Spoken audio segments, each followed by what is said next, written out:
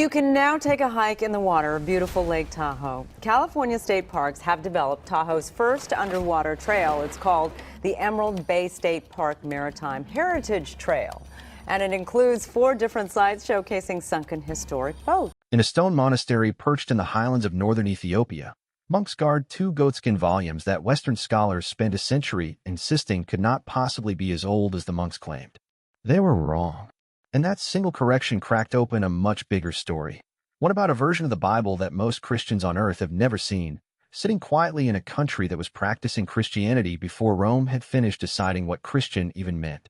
This is not a story about a hidden gospel or a secret verse. It is stranger than that, and it is real.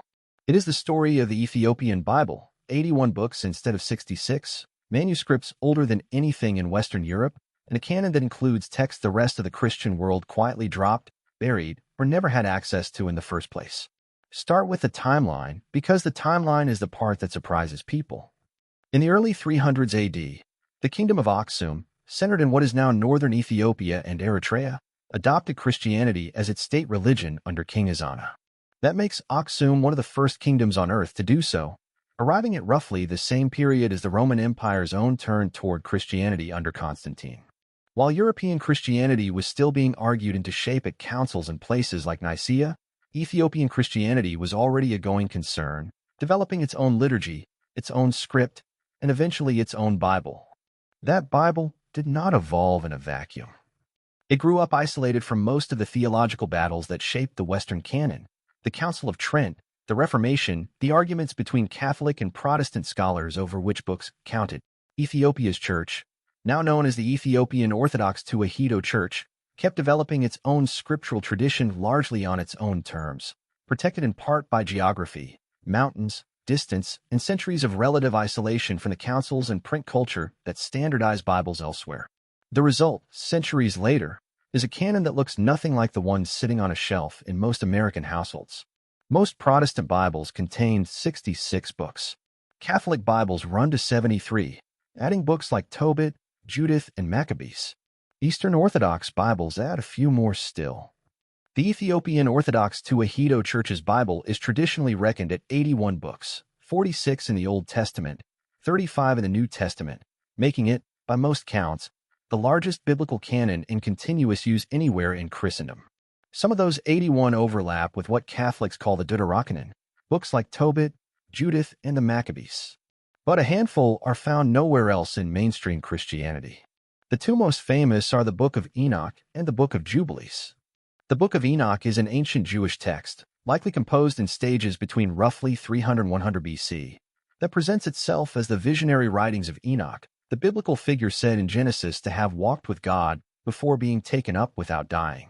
It's packed with apocalyptic imagery, elaborate angelology, and most famously, an account of rebellious angels called Watchers who descend to earth, take human wives, and father a race of giants called the Nephilim. Fragments of Enoch turned up among the Dead Sea Scrolls at Qumran, so we know it was in active circulation among Jewish communities around the time of Jesus. Early Christian writers, including some of the Church Fathers, cited it. The New Testament book of Jude even appears to quote it directly. But by around the 5th century, most of Christianity dropped it from the canon. It didn't disappear. It just wasn't considered scripture anymore almost everywhere except one place. Ethiopia kept it. Today it survives in its most complete form not in Hebrew, not in Greek, but in Ge'ez, the ancient liturgical language of the Ethiopian Church, which is why scholars trying to reconstruct the lost Book of Enoch have had to lean so heavily on Ethiopian manuscripts. The Book of Jubilees tells a similar story. Sometimes called Little Genesis, it retells the events of Genesis and part of Exodus with an added structure, dividing history into 49-year Jubilee cycles, expanding on the lives of the patriarchs, and layering in the same fallen angel material found in Enoch. Like Enoch, complete versions of Jubilees vanished from most traditions and survive whole only in Ge'ez. Fragments in Hebrew and other languages have since been recovered, again, largely from Qumran, confirming that the Ethiopian text preserves something genuinely ancient rather than inventing it wholesale. There's a third set of texts unique to the Ethiopian canon, the 3 books of Maccabean. Despite the name's resemblance to Maccabees, these are different works, dealing with different kings and different events, and they are recognized as scripture only within the Ethiopian and Eritrean Orthodox traditions. Layered on top of the 81-book core are additional texts used liturgically and educationally by the Church, collections like the Synodos, a body of church order material, and the Didascalia, an early guide to church discipline and worship. Depending on how you count these supplementary texts, some references to the Ethiopian canon cite numbers as high as 88. The core, official figure the Church itself teaches is 81. Here's the part people usually get backwards. It is tempting to imagine the Ethiopian Church added extra material to an existing standard Bible, as if Enoch and Jubilees were later insertions, apocryphal add-ons bolted onto the real thing. The historical picture is closer to the opposite. Books like Enoch and Jubilees were widely read in the centuries around the life of Jesus. They shaped ideas about angels, judgment, and the end of the world that surfaced throughout the New Testament. They were not fringe curiosities. They were part of the religious era Second Temple Judaism and early Christianity breathed. What happened next wasn't that Ethiopia added them. It's that almost everyone else eventually let them go. As Jewish and then Christian authorities in the Mediterranean world settled on tighter, shorter canons over the first several centuries AD, Enoch and Jubilees fell out of favor. Rabbinic Judaism moved away from them. Western and most Eastern Christian traditions followed suit, and by the 5th century, complete text had all but vanished from circulation in the languages scholars were used to working with. Ethiopia, meanwhile, was cut off from a lot of that winnowing process. Its church had already absorbed these texts early in translation as scripture, and it simply kept using them. The isolation that make Ethiopian Christianity feel obscure to outsiders today is the same isolation that acted, by accident, as a kind of preservation chamber. Nobody in Aksum was checking in with Rome or Constantinople to ask whether Enoch should still count. They already had their answer, and they didn't revisit it. This is why, when Western scholars in the 1700s and 1800s went looking for a complete text of Enoch, the trail led straight to Ethiopia. A Scottish traveler named James Bruce returned from Ethiopia in the 1770s with copies of the Ge'ezi text, which eventually made their way into European translation. Without those Ethiopian manuscripts, most of what modern readers know as the Book of Enoch simply would not exist in complete form. Ethiopia isn't the outlier holding on to strange extra scripture. In an important sense, Ethiopia is the control group, the place that shows us what a much wider slice of ancient Judeo-Christian scripture looked like before the rest of the world trimmed it down.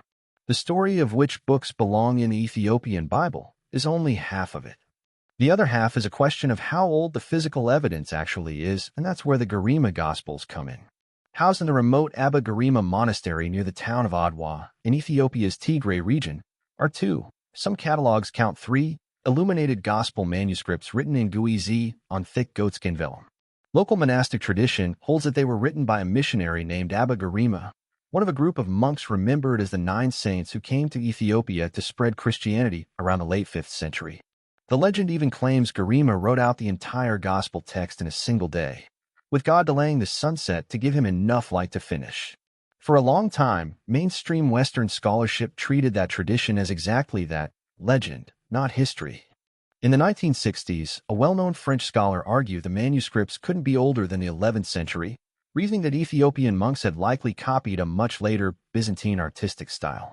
It was a confident, widely repeated claim. It was also wrong. In the early 2010s, samples from the manuscripts were sent to Oxford University for radiocarbon dating, carried out with support from the Ethiopian Heritage Fund.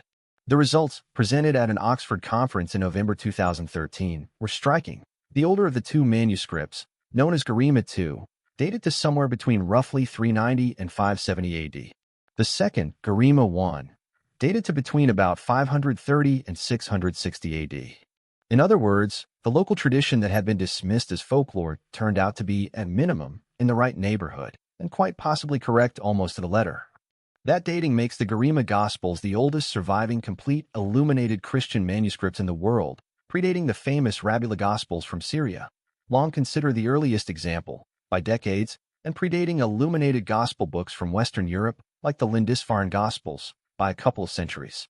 They are also, more simply, the oldest surviving Ethiopian manuscripts of any kind known to scholars today, and among the earliest surviving witnesses anywhere to the text of the Christian Gospels themselves. Sit with what that actually means. While the idea of an illuminated gospel book, hand-copied scripture decorated with color and pattern, is often pictured as a distinctly medieval European art form. The earliest known surviving example of that exact tradition was being produced in the Ethiopian highlands while the Roman Empire in the west was still collapsing. The elaborate canon tables in the Garima Gospels, decorative frameworks used to cross-reference passages between the four Gospels, feature arches, columns, and birds rendered in a style that art historians now recognize as distinctly Ethiopian rather than a late copy of Byzantine work, as had long been assumed. The manuscripts have survived roughly a millennium and a half of upheaval, regional wars, the spread of Islam through the surrounding area, and simple environmental wear, largely because the monastery that holds them has never stopped being an active religious site. There was no dramatic rediscovery. The books were never lost. They were simply never widely photographed, studied, or dated using modern methods until relatively recently, because getting scientific equipment and international researchers to a working monastery in a remote part Tigray is logistically difficult, and because nobody with the right training and permission had prioritized it. Put the canon and the manuscripts together, and a pattern comes into focus. The Ethiopian Bible isn't a strange regional variant that added mysterious extra material to a real Bible everyone else has. It is closer to a time capsule, a version of Christian scripture that took shape early, in close contact with a wider Second Temple Jewish and early Christian world, and then was left largely undisturbed by the later editorial decisions that reshaped the Bible everywhere else. That has real consequences for how scholars study Christian origins.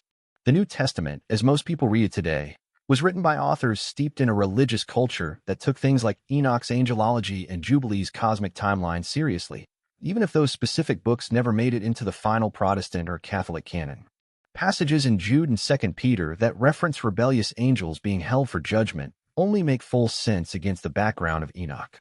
Reading the Ethiopian canon isn't reading a fringe curiosity. It's reading closer to the source material the New Testament writers themselves were working from. The Garima Gospels add a second layer to that same point, this time about text rather than canon. Scholars building modern critical editions of the Ethiopic Gospels, reconstructing, verse by verse, what the earliest translated gospel text actually said, to use the Garima manuscripts as primary evidence precisely because they are so early. A gospel text copied within a few centuries of the events it describes, surviving in more or less its original binding, is an extraordinarily rare thing to have. Most of what survives from that period exists only in fragments, later copies, or citations by other writers. The Garima Gospels are neither. They are, as close as anything gets, the real physical object. None of this is secret. It isn't classified, suppressed, or withheld from public view the way the more sensational corners of the internet sometimes imply when this topic comes up. The Ethiopian Orthodox Tewahedo Church has openly taught its 81-book canon for centuries. Scholars have published on the Garima Gospels radiocarbon dating in academic journals and at open conferences. English translations of Enoch and Jubilees have been publicly available since the 1800s, thanks largely to those Ethiopian manuscripts. What actually explains the gap in awareness is more mundane, and in some ways more interesting. Western biblical scholarship, for centuries, organized itself around the manuscript traditions of Europe and the Eastern Mediterranean, Greek, Latin, Syriac, with Ethiopia treated as a peripheral, exotic source rather than a central one. Colonial-era assumptions about which cultures were capable of producing sophisticated religious scholarship or fine manuscript art did real damage here. That 1960s dismissal of the Garima Gospels age wasn't a neutral scholarly mistake. It was built on the assumption that a 5th-century African monastery simply couldn't have produced work of that sophistication, so a later copying date had to be found instead. Radiocarbon dating didn't just correct a date. It corrected a bias that had shaped the field for decades. Add to that simple accessibility. Getting to Abba Garima Monastery still takes real effort. Many of the distinctly Ethiopian texts have only been fully translated into English in the last couple of centuries, and some pieces are still difficult for general readers to find in one place. There is, notably, no single published English-language edition that contains the entire 81-book Ethiopian Bible cover to cover. Researchers and translators are still working, book by book, project by project, to make the full canon accessible outside of Guizi and Amharic. That gap is exactly the kind of vacuum that internet rumor tends to fill with exaggeration, turning a genuinely remarkable but well-documented history into something that sounds like a cover-up. It's worth being precise about what this history does and does not tell us. It does not reveal some new fact that overturns core Christian teaching about who Jesus was or what happened to him. The Ethiopian canon does not contain a different resurrection story competing with the four Gospels. The Garima Gospels contain the same Gospels of Matthew, Mark, Luke, and John that Christians everywhere read, just in a strikingly early physical copy and in the Guizi language rather than Greek or Latin. What it does do is widen the picture. It shows that the process of deciding what counts as the Bible wasn't a single, simultaneous worldwide event. It was a long, uneven series of regional decisions made by different communities at different times, often without much contact with each other. Ethiopia's Christianity took shape early, absorbed texts that were common currency in first-century Judaism, and then held on to them while other traditions moved on. That's not evidence of a hidden truth. It's evidence of just how much of the ancient religious world was genuinely diverse, and how much of that diversity survived, hiding in plain sight, in a part of the world Western scholarship simply wasn't looking at closely enough for a very long time. The next time someone brings up the Ethiopian Bible as though it's some forbidden text, you now know the real version of the story, one that doesn't need to be exaggerated to be remarkable. A kingdom that adopted Christianity almost as early as Rome did. A canon that kept scripture the rest of the world quietly let go of. And two goatskin books in a mountain monastery that turned out to be exactly as old as the people guarding them always said they were.